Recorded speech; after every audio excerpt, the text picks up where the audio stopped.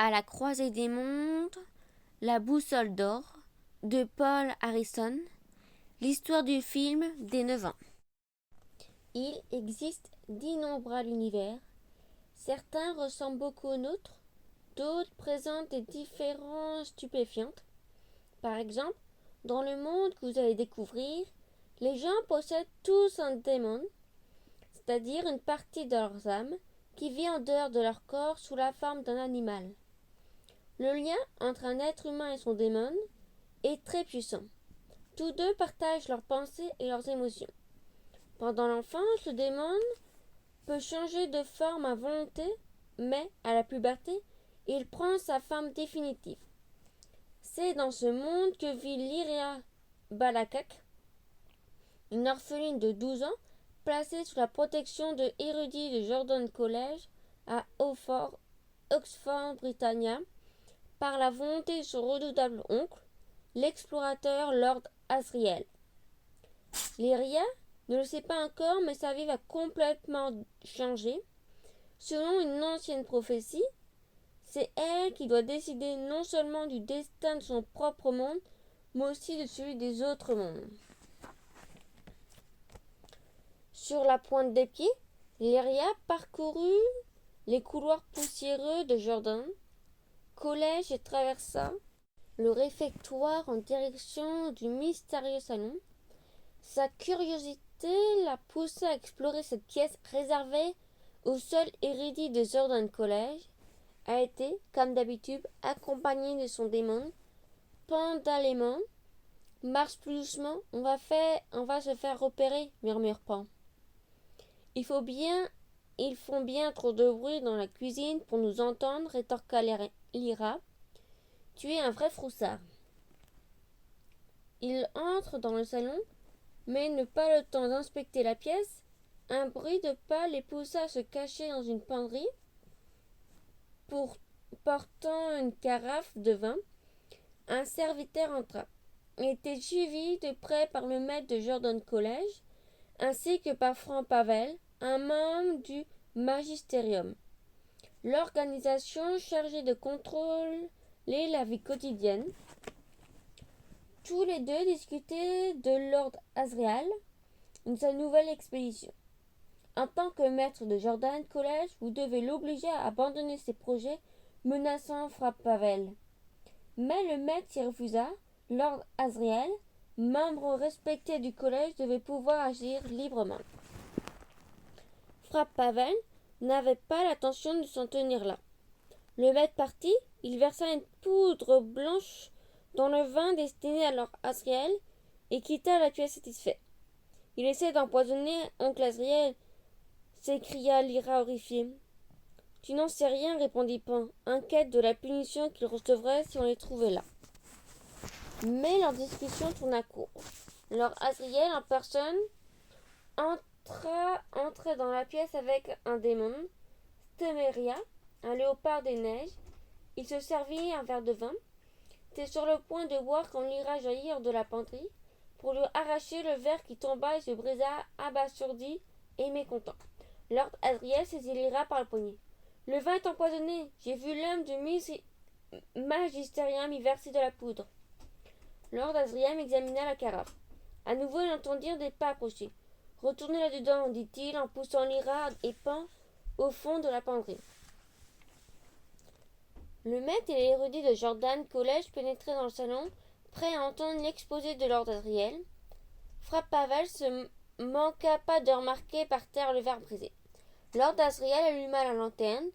L'image qu'un homme de son démon, auréolé de particules brillantes, apparut à l'écran. Je me suis rendu dans le Nord il y a 1 an de cela, commença Lord Asriel. Ce photogramme a été pris à Sandbar. Ces particules brillantes qui tombent du ciel ne sont pas de la lumière, mais bien de la poussière. Les érudits se mirent à discuter fiévreusement entre eux. Qu'est-ce que la poussière, chuchota Lyra à l'oreille de Pan. Mais son démon n'en savait rien. La poussière entre l'homme par la bête de son démon, poursuivit Lord Asriel. Sur le photographe, on distinguait aussi le contour d'une ville suspendue dans le ciel. Une ville d'un monde parallèle, commenta Lord Asriel. La poussière ne cesse de s'écouler de ce monde à de bien d'autres encore.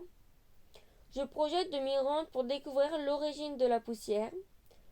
Au grand scandale de Pravate, les érudits promirent à Lord Asriel les fonds nécessaires pour ses recherches. L'exposé terminé et la voie enfin libre, Lord Asriel sortit avec Lyra pour une promenade à travers le collège. « Je peux venir avec vous » demanda Lyra. « Je voudrais savoir ce qu'est la poussière. »« Que sais-tu de la poussière » finit par annoncer Lord Asriel irrité. « Rien. »« Alors parfait. Cette histoire de poussière ne te regarde pas. Si tu es gentil, je te rapporterai une défense de morse gravée. » Et sans même lui dire au revoir, il la quitta. Lyra retrouvait son meilleur ami, Roger Panslow, sur le toit du collège, leur rendez-vous favori. Il parlait de la mystérieuse bande des enfourneurs qui fait disparaître les enfants des environs d'Oxford. « Ce sont des cannibales, décréta Lyra. Ils t'engraissent puis ils te mangent. Si un jour les enfourneurs t'enlèvent, je viendrai à ton secours. Feras-tu la même chose pour moi ?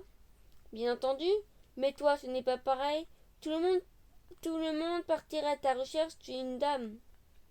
Effectivement, Lord Asriel avait envoyé sa nièce à Jordan College dans l'espoir d'en faire une jeune femme raffinée. Mais Lyra, qui n'appréciait pas d'être considérée comme une dame, refusait d'admettre le point de vue de Roger. Soudain, on entendit la voix d'une servante. « Lyra, viens t'habiller. Le maître veut que tu dînes à la table d'honneur. » Resté seul, Roger alla traîner dans le jardin du collège. Un bruissement dans les fourrés attira son attention. « C'est toi, Lyra » lança-t-il.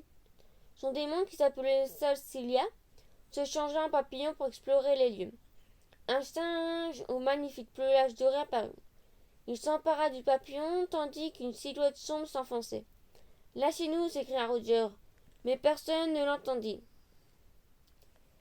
Lyra, débarbouillée de méchante humeur, avait pris place à la table d'honneur du réfectoire de l'estrade.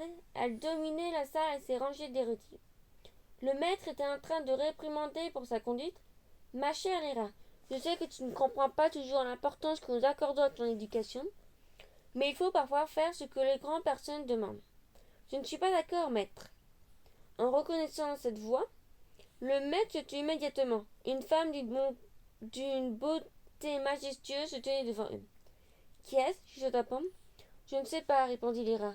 Lyra, je te présente Madame Coulter. » Madame Coulter s'assit à côté de Lyra. Pendant tout le dîner, elle lui raconta des histoires extraordinaires sur les ours blancs de Standbar, au pôle Nord. Elle lui confia même que le plus cher désir du roi des ours, Rognard, sur le jeu, était d'avoir un démon comme les êtres humains. Lyra était envoûtée par la séduisante étrangère. « Je retourne bientôt dans le Nord, » annonce Madame Coulter. « J'aurai besoin d'une assistante, et si tu m'accompagnais ?»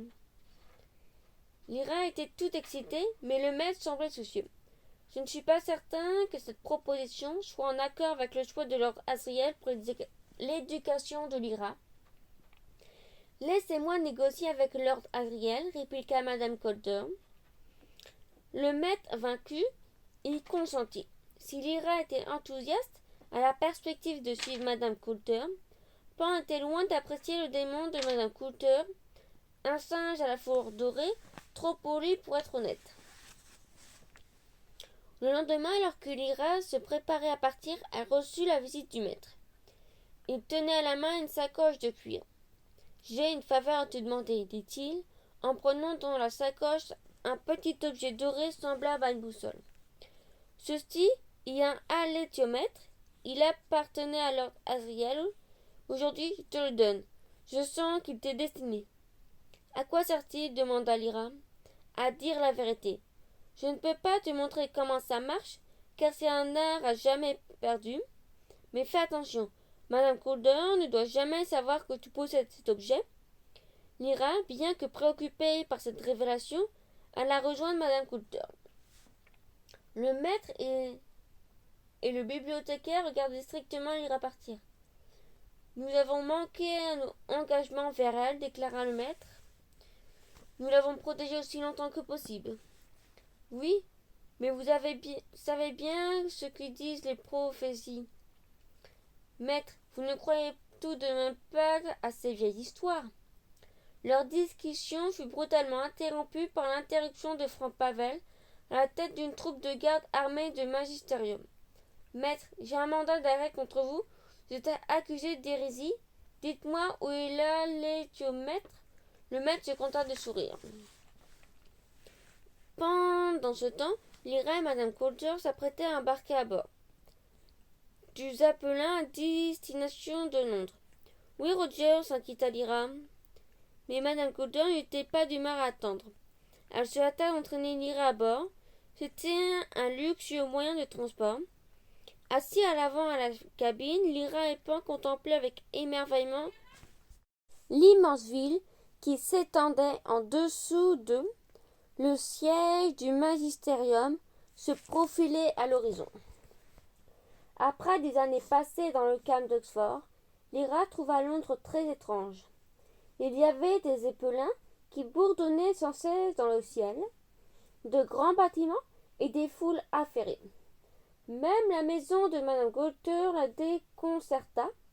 Elle était aussi immense que Jordan College, tout en était bien plus accueillant et douillette. Les premiers jours de Lyra à Londres ne furent qu'un tourbillon de plaisir. Les jolis vêtements que Madame Coulter lui achetait, les dîners élégants en ville, et surtout l'attention dont elle était soudain l'objet lui tournait la tête. Pan, lui, était tout sauf impressionné. Ça lui plaît de se montrer avec son nouvel animal domestique, commenta-t-il d'un ton sarcastique. Tu dis ça parce que tu l'aimes pas. Eh bien, tant pis pour toi. Moi, je l'aime bien. En dépit de cette déclaration, Lyra n'avait pas parlé de Madame Coulter, de l'hélithiomètre qu'elle transportait partout avec elle dans son sac en bout de lierre, allant jusqu'à le cacher la nuit sous son oreiller. Lyra eut d'ailleurs bientôt la preuve qu'il ne fallait pas se fier aux apparences. Un soir, alors qu'elle discutait avec Madame Coulter d'un expert en métaphysique de particules rencontrées lors d'un dîner, Madame Coulter demandait: ai-je déjà expliqué ce que sont ces particules? C'est un peu comme la poussière, répondit Lyra. Pour faire sa maligne, l'atmosphère changea aussitôt. Madame Coulter reprit d'un ton glacial: que sais-tu de la poussière? Elle vient de l'espace, bégaya Lyra. Il y a des sujets dont on ne parle pas, répliqua sèchement Madame Coulter. Mais je ne savais pas. C'est vrai, je te pardonne donc. À présent, fais-moi le plaisir d'enlever ce sac péri que tu ne quittes jamais. Serrant étroitement le sac contre elle, Lyra refusa. Obéis-moi, avertit Madame Coulter, ou nous nous disputerons et je gagnerai. Le démon de Madame Coulter saisit Pan pour l'entraîner de plus en plus loin de Lyra, tirant sur le lien d'énergie invisible entre la fillette et son démon, et causant à chacun d'eux une douleur intense. Lyra dut se résoudre à poser le sac. Sur cette démonstration de force, Madame Coulter se retira avec son démon. Lyra et Pan étaient furieux contre Madame Coulter et son singe jurait. Je les déteste tous les deux, dit Lyra. Pourquoi sommes-nous ici? Ce soir-là, ils se glissèrent dans le cabinet de travail de Madame Coulter. Lyra alla droit au bureau, tandis que Pan fouillait dans la corbeille à papier. Il y trouva la liste des noms d'enfants qui tous portaient la mention candidat à l'intercision. Regarde un peu l'entête du papier, s'écria Pan. La compagnie d'exploration du Nord. Ou plutôt la compagnie des enfourneurs du Nord, l'interrompit Lyra. C'est un nom codé. Madame Coulter a signé chaque page. C'est elle qui commande les enfourneurs. À cet instant, ils entendirent Madame Coulter appeler Lyra. Ils se ruaient dans le couloir en prenant l'air le plus innocent possible. Lyra, ma chérie, que fais-tu? Rien. Alors viens m'aider, dit Madame Coulter en lui faisant signe de la suivre dans le salon. Mais Lyra attendit un bruit venant de sa propre chambre. Madame Coulter avait manifestement essayé de détourner son attention. Elle entre en trompe dans la pièce. Le singe doré s'était emparé de l'alétiomètre. Pan se changea en oiseau, arracha la boussole d'or au singe et s'échappa par la fenêtre. Lyra fila le rejoindre. Toute la nuit, Lyra et Pan errèrent à travers les rues, tentant d'éviter la police du magisterium. Ils n'avaient pas conscience d'être suivis. Bientôt, des filets s'abattirent sur eux. Ils étaient prisonniers. Alors qu'ils se voyaient perdus, un groupe de gitans surgit de nulle part, terrassa leurs ravisseurs. Lyra connaissait leur chef, Macasta, la mère de Billy Costa, un de ses amis d'Oxford. Macosta expliqua qu'il la surveillait avec vigilance depuis son départ du jardin de collège. Il devait rejoindre sous peu Janfa, le roi des gitans, qui avait appelé tout le clan à mettre la cape au nord, afin de délivrer les enfants kidnappés par les enfourneurs. Madame Calder soupçonnait Lyra d'avoir rejoint les gitans, qui espionnaient depuis quelque temps le magisterium. Elle décida de relâcher un prisonnier gitan pour le faire suivre par 2 mouches espions, minuscules créatures mécaniques pareilles des insectes. Pendant ce temps, la péniche de Macosta avait rejoint le navire de Janfa dans la mer du Nord. On conduisit Lyra devant le chef de gitan et son sage conseiller Fardancorum. Elle leur montra l'alétiomètre que Fardancorum examina soigneusement. Tout autour du cadran étaient gravés de nombreux symboles. L'alétiomètre possédait aussi, comme le montre, plusieurs aiguilles que l'on pouvait tourner grâce à des boutons. La 4e aiguille, longue et fine, tournait lentement. C'était elle qui donnait la réponse à la question posée. Joffa espérait que l'alétiomètre lui indiquerait où ses espions avaient disparu. Mais Farter, Carême, ignorait comment lire les symboles. Lyra se décida. Elle prit l'alétiomètre et déplaça les aiguilles. Au début, rien ne se passa. Puis, la longue aiguille se mit à tourner autour du cadran pour s'arrêter devant le sablier et le crâne symbole de mort. « Mon enfant, j'espère de tout cœur que tu as mal interprété la réponse, dit Janfa. Puis Madame Costa et Janfa confirmèrent la crainte de Lyra. Les enfourneurs avaient bel et bien enlevé Billy Costa et Roger Barlow. Soudain, un gitan gravement blessé atteignit le navire et s'effondra sur le pont. C'était Jacob Wishman, l'espion en fuite. Avant de mourir, il leur apprit que les autres espions étaient morts ou prisonniers. Lyra avait donc déchiffré correctement la réponse de l'alétiomètre. Quelques minutes plus tard, 2 mouches foncèrent sur eux sans succès. La première réussit à s'enfuir, mais la seconde fut capturée dans une boîte que Fardancorum confia à Lyra. Ce soir-là, Lyra et Pan s'attardaient sur le pont du navire quand une silhouette sombre et silencieuse descendit du ciel. Lyra poussa un cri étouffé. Devant elle flottait une belle jeune femme.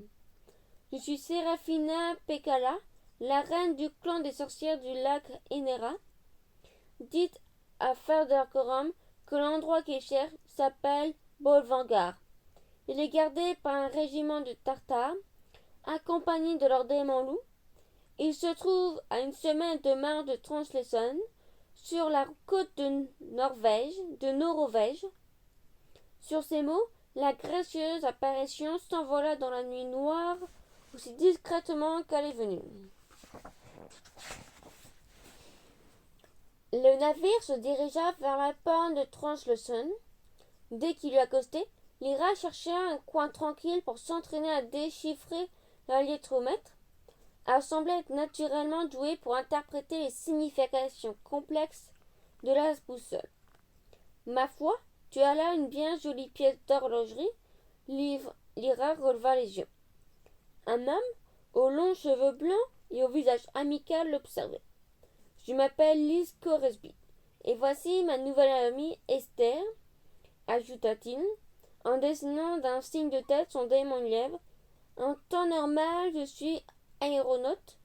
Si je suis ici, c'est pour aider un ami en difficulté. »« Moi aussi, répondit Lyra, qui était effectivement partie au secours de Roger. Je crois savoir ce qui t'amène et j'aimerais te donner un conseil. À ta place, je louerais les services d'un aéronaute comme moi et d'un ours en armure. Il y en a en ville. Il s'appelle Yorick Beresnon et travaille au dépôt de traîneau. Et, soulevant son chapeau, il s'en alla. Ce soir-là, Lyra et Fardercorum partirent à la recherche de l'ours dont Scoreby avait parlé.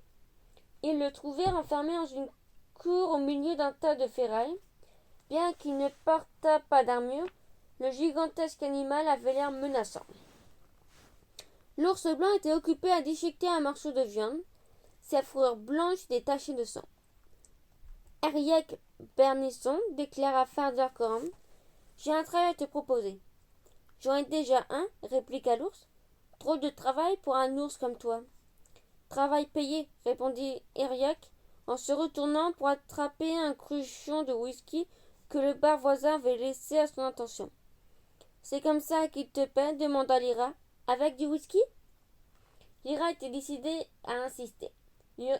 Yorick Birnison. On dit que les ours ne vivent que pour chasser et pour se battre. Pourquoi perdre ton temps ici? Si je reste là, répliqua Yorick, le poil hérissé de rage, c'est parce qu'ils se sont emparés de mon armure pendant mon sommeil. Sans mon armure, je ne suis rien. J'ai le sort que je mérite. Je suis un banni. Je me suis battu en combat singulier contre un autre ours et j'ai perdu. Yorick se détourna honteux.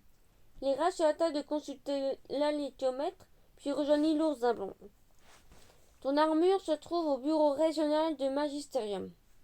Eh bien, en ce cas, je serai ton obligée, petite. Je te servirai jusqu'à ma mort ou jusqu'à ce que tu remportes la victoire. Et Yorick fonça pour aller récupérer son armure. Lyra courut après lui. La plus grande agitation régnait dans le centre de Translation.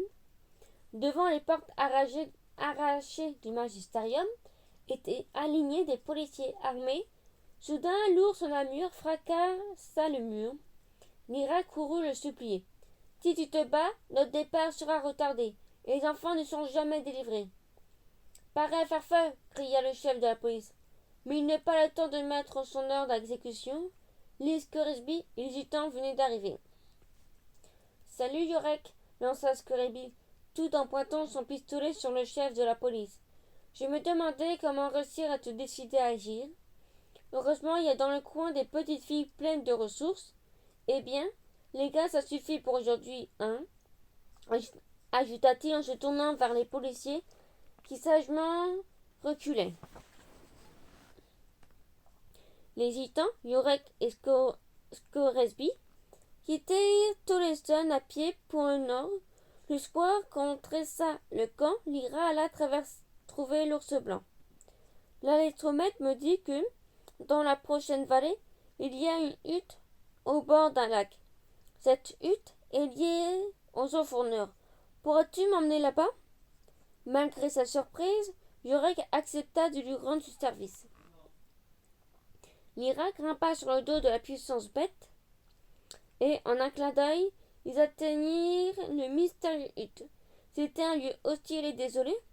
Il y a quelque chose d'anormal ici, dit Yorick, perturbé par l'atmosphère étrange. Dès que Lyra pénétra dans la hutte délabrée, il comprit la raison. Pelotonné dans un coin se tenait un garçon misérable, égaré et seul, vraiment seul. Où est son démon? Demanda Pan à la fois horrifié et dégoûté. La vérité frappa Lyra comme une révélation. C'est ça, l'intercision? Voilà ce qu'on fait aux enfants. On arrache leurs démons aux enfants. À force de persuasion, Lyra parvint à faire sortir l'enfant de la hutte. Dehors, elle se rendit compte qu'il s'agissait de son ami Billy Costa. Yorick se hâta de ramener Lyra et Billy au camp. Pour Macosta, ce furent des retrouvailles amères. Privé de son démon, Billy était l'ombre de lui-même. Il ne reconnut même pas sa mère. N'ayant pas le temps de s'appesantir sur le sort tragique réservé aux enfants kidnappés, des flèches sifflaient dans l'air. On attaquait le camp. Pris au dépourvu, les gitans ne remarquaient pas que Lyra était embarquée de force sur un traîneau. Le traîneau fonça à travers la nuit puis s'arrêta devant la maison basée basse entourée d'une haute clôture de barbelés. On fait entrer Lyra dans un grand hall. Les responsables de l'établissement ne savaient pas du tout qui elle était. « C'est quoi cet endroit ?» demanda-t-elle. « Il te plaira, répondit un des responsables. On l'appelle la station expérimentale. Une chance pour toi que les chasseurs samoyèdes t'aient ramené ici. Il ne fait pas bon errer seul dans ces contrées. Je n'étais pas perdu, j'étais en train de me battre. » Ça m'étonnerait, dit le responsable. Quand il fait très froid, on s'endort et on fait des cauchemars, sans plus pouvoir distinguer le vrai du faux. Qu'est-ce que vous faites ici? Nous aidons les enfants à grandir, répondit l'homme avant de le quitter. Un employé accompagna Lyra au réfectoire pour les aider. Pour le dîner, en entrant dans la salle, elle aperçut immédiatement Roger et alla s'asseoir à côté de lui. Je savais que tu viendrais, je te l'avais promis, n'est-ce pas? Les gitans vont venir nous délivrer, mais pour savoir quand, j'ai besoin d'un endroit tranquille. Roger et Lyra s'échappèrent discrètement du réfectoire. Ils se dirigeaient vers une petite salle à manger où Roger laissa Lyra s'isoler pour consulter la laitiomètre. Il ne veut pas répondre, confia Lyra, mais il dit qu'il ne faut surtout pas laisser Madame Coulter s'en emparer, sinon nous mourrons tous. Madame Coulter, je serais curieux de savoir comment ces enfants ont fait pour sortir, dit là une voix familière, qui glaça le corps de Lyra. Elle a juste eu le temps de se cacher sous la table avant que Madame Coulter et plusieurs membres de la station ne pénètrent dans la pièce. J'ai une bonne nouvelle à vous annoncer, fit la jeune femme. Lord Asriel a été arrêté pour hérésie. Il est retenu en captivité à Slavamba par le roi des ours. Lord Asriel, prisonnier, Lyra et Pan échangèrent un regard horrifié. Madame Coulter, fatiguée par son long voyage, se retira dans sa chambre. Lyra poussa un soupir de soulagement, mais, par mégarde, elle heurta la table. Deux hommes la découvrirent, et réalisant qu'elle avait surpris la conversation, la conduisit de force dans la salle d'opération. Là, ils placèrent Lyra et Pan dans deux questions distinctes à l'intérieur d'une grande cage très étrange. « Tais-toi, ordonna l'un des hommes à Lyra, qui se débattait sauvagement. C'est comme ça qu'on grandit.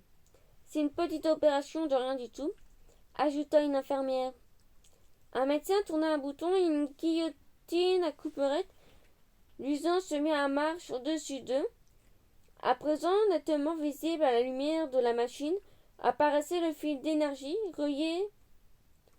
reliant Lyra et Pan. Des fils sur le point d'être tranchés. Que se passe-t-il? La voix de Madame Coulter avait réduit le personnage à silence. Et qui est cette Lyra? Ce fut le dernier mot que Lyra entendit avant de s'évanouir. Lyra s'est réveillée en sursaut. Avait-elle fait un cauchemar? Pan était toujours là, mais il y avait aussi Madame Coulter. Personne ne te fera du mal, ma chérie. Et Roger, et les autres enfants, pourquoi leur faire ça? Pourquoi être aussi cruel? Cela peut sembler cruel en effet, mais c'est pour leur bien. Avec cette petite opération, ils sont protégés pour toujours des méfaits de la poussière. Je ne comprends pas en quoi la poussière est-elle mauvaise. Il y a très longtemps, expliqua Madame Coulter, un de nos ancêtres a défié l'autorité de la poussière, a envahi le monde. Depuis, nous sommes tous malades. La poussière ne se dépose pas sur les enfants. Ce phénomène se produit plus tard, quand les démons prenant leur forme définitive. Alors, la poussière dicte toutes sortes de pensées malsaines. Pour éviter cela, un petit coup de lame suffit et le démon ne meurt pas, il devient comme un animal familier. Lyra lança un regard méfiant à Madame Coulter. Je veux te dire autre chose, Lyra. Ta mère n'est pas morte, mais comme elle n'était pas mariée à ton père, elle ne l'a pas autorisée à te garder, en dépit de son amour pour toi. Plus tard, quand elle put enfin intervenir, elle s'est rendue à Jordan College. Non, s'écria Lyra horrifiée. Si, Lyra, je suis ta mère. Alors, qui est mon père? La vérité tombée sous le sang. C'est Lord Asriel. Et maintenant, Lyra, donne-moi l'électromètre. Sans hésiter, Lyra sortit de son sac la boîte contenant la mouche espionne. Madame Cotter l'ouvrit, la mouche attaqua aussitôt son démon. Lyra et Pan s'échappèrent aussi vite que possible. Ils dévalèrent un couloir déclenchant au passage une alarme d'incendie. Les enfants ensommeillés sortirent de leur dortoir pour voir ce qui se passait. « Venez !» cria-t-elle. Tandis qu'ils traversaient en courant la salle d'opération, Lyra s'arrêta. Il fallait absolument détruire la guillotine. Attrapant un premier objet venu, elle le lança de toutes ses forces contre la guillotine. La machine explosa au milieu d'une pluie d'étincelles et Lyra s'enfuit en tout jambes pour rejoindre les autres enfants. Ignorant les cris des adultes qui les poursuivaient, les enfants sortirent dans la nuit froide. Ils étaient cernés de toutes parts par les Tartares et leurs démons loups, qui poussaient des hurlements terrifiants. Lyra s'approcha d'eux avec un air de défi. « Eh bien, allez-y » cria-t-elle. Un démon loup bondissait sur elle quand une patte massive expédia, l'essayant dans l'air. Yorek était là. Avec un grognement féroce, il chargea les Tartares. Les sorcières descendaient du ciel en piqué, décochant flèche sur flèche, pendant que les jetons tiraient à revers. Les enfants furent bientôt sous la protection des gitans. Un Tartare voulut se jeter sur Lyra et Roger, mais un coup de feu venu du ciel l'en empêcha. Levant les yeux, ils virent Liz Scoreby, un pistolet encore fumant à la main, descendre en dirigeable. « Mademoiselle Lyra, vous avez envie de voler, n'est-ce pas ?» Lyra était résolue à gagner Slowbar. Pour libérer Lord Asriel, elle grimpa à bord avec Yorek et Roger. Bientôt, le ballon fit route vers le nord, en direction du royaume des ours blancs. Alors que Lyra, Roger et Yorek dormaient, Liz Corriby bavardait avec Seraphina, qu'ils avaient rejoint. Assise sur le bord de la nacelle, elle parlait de la prophétie annonçant que Lyra déciderait de l'issue de la guerre à venir. « De quelle guerre ?» demanda Skerribi. « Le magisterium cherche à exercer un contrôle sur tous les êtres dans notre monde et dans les autres. Jusqu'ici, ils n'ont pas été capables d'étendre leur pouvoir, mais s'il existe un moyen de passer d'un univers à l'autre, personne ne les arrêtera plus. Personne sauf nous et cet enfant. » Soudain, une violente rafale de neige embrala le dirigeable. Ils se réveillaient tous en sursaut. Une nouvelle rafale, plus forte encore, déstabilisa la nacelle. Lyra perdit l'équilibre et bascula par-dessus bord. Heureusement, la neige épaisse amortit sa chute. En regardant le désert blanc autour d'eux, Lyra et Pan comprirent qu'ils étaient irrémédiablement perdus. Deux formes gigantesques surgirent du désert des ours blancs. « Tu es notre prisonnière, » ordonna sèchement l'un des ours. « Suis-nous. » Les ours amenèrent Lyra et Pan au palais de leur roi, Ragnar Sturluson. « Ne t'inquiète pas, Yorek viendra, » souffla Pan à Lyra. « Ils l'auront tué avant même qu'il ait approché, » répondit Lyra avec un air sombre. Le palais de Roger était un curieux bâtiment fait de pierre et de sculptures de glace.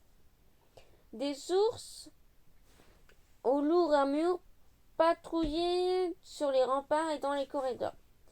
Lyra et Pan furent introduits dans une immense hall jonchée de squelettes de phoques, éclaboussés de sang et de fientes de mouettes pour être présentés au roi. Ragnar était encore plus grand et plus puissant que Yorek. Il était paré de somptueux joyaux et de griffes étaient dorés à leur fin.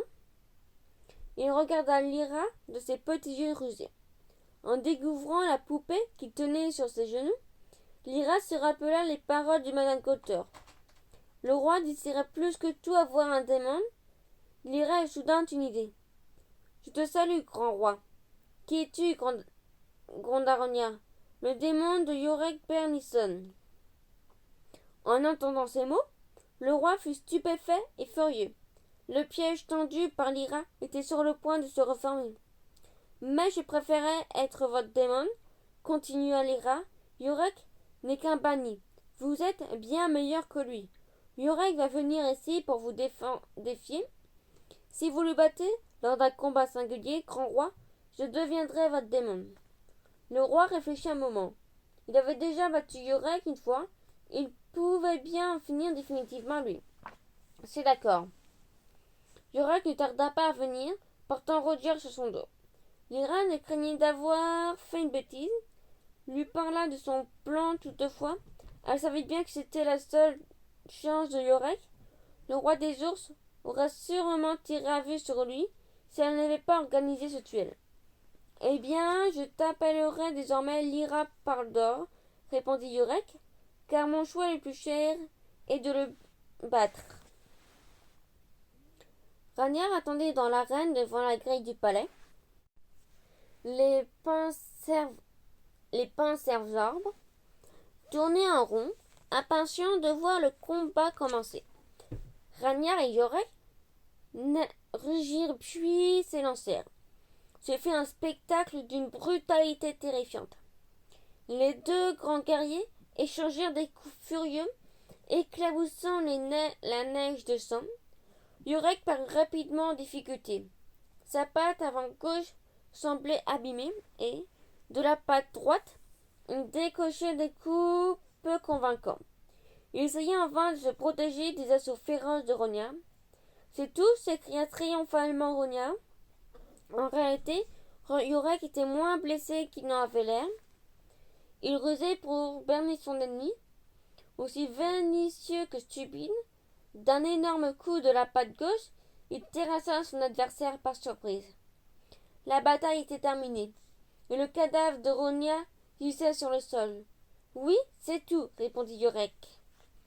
Et se tournant vers les ours, il leur demanda: Ours, qui est votre roi? Yorick Bernesson, répondirent-ils tous d'une seule voix. Maintenant que Yorick était roi, Lyra et Pan pouvaient libérer Lord Asriel. Une sentinelle les conduisait jusqu'à la cellule du prisonnier. La porte d'acier s'ouvrit non pas sur un cachot froid et rudimentaire, mais sur un appartement luxueusement meublé et un bon feu crépitait dans la cheminée. En voyant Lyra, Lord Asriel s'écria horrifié: Non, non, va-t'en, je ne t'ai pas fait venir. Puis voyant Roger, il se calma. Lyra lui présenta son ami, Lord Asriel, écoutant patiemment sa fille. Puis il pria son majordome de conduire Roger dans une chambre pour qu'il puisse se reposer. Reste un peu, Lyra demanda à Lord Asriel. Je ne comprends pas. Je croyais que vous étiez prisonnier. Ragnar a jugé bon que je poursuive mes recherches sur la poussière. La poussière relie les gens à leurs démons.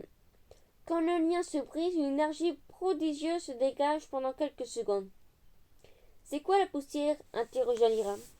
C'est précisément l'objet de mes recherches. Je suis venu ici dans l'espoir de le découvrir.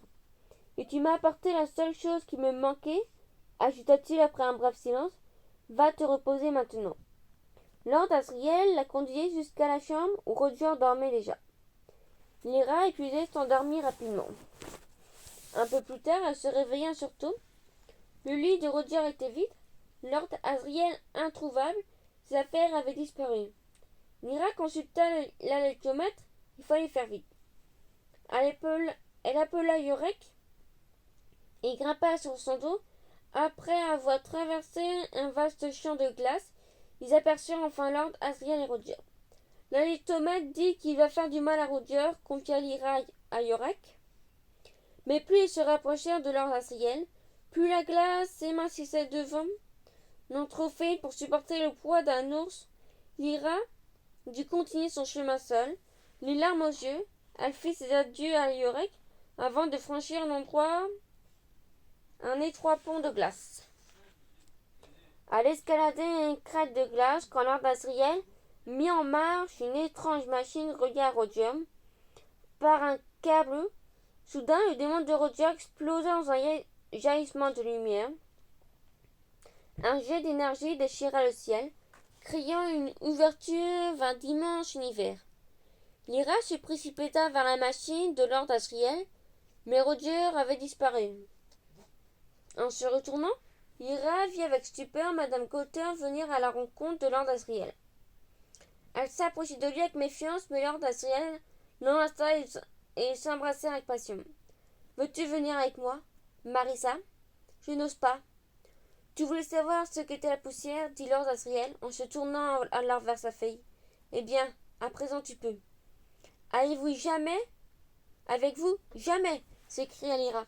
Comment avez-vous pu faire une chose pareille à Roger?